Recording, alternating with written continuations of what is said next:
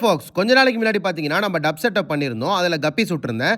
இப்போ அந்த கப்பீஸை நம்ம என்ன செஞ்சோம்னா, நம்ம இந்த இம்போர்ட்டட் டேங்க்ல விட்டு 1 வாரம் கிட்ட ஆயிடுச்சு.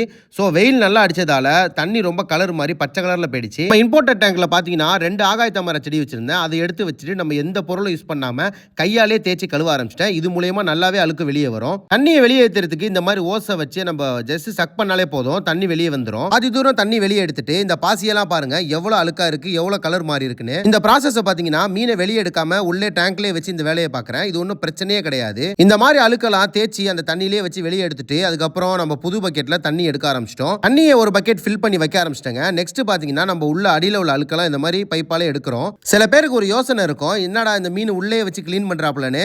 பட் அந்த மாதிரி பண்றதால ஒரு பிரச்சனை வராது, நீங்க தாராளமாவே பண்ணலாம். கடைசியா பாத்தீங்கன்னா கீழே அழுக்கெல்லாம் எடுத்துட்டு பழைய தண்ணி கொஞ்சோன்னு வச்சுட்டு இப்ப புது தண்ணி டாப் அப் பண்ணிக்கிட்டு இருக்கோம். நம்மளோட கப்பி சின்னதா இருக்கிறதால பொறுமையா தான் அந்த தண்ணியை டாப் அப் பண்ணணும்.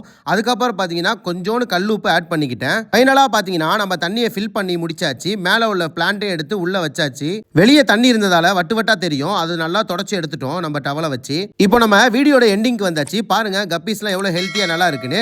மறக்காம நம்ம வீடியோ பிடிச்சிருந்தா லைக் பண்ணுங்க, நம்ம சேனலை அப்படியே சப்ஸ்கிரைப் பட்டன் அழுத்தி விட்டுருங்க.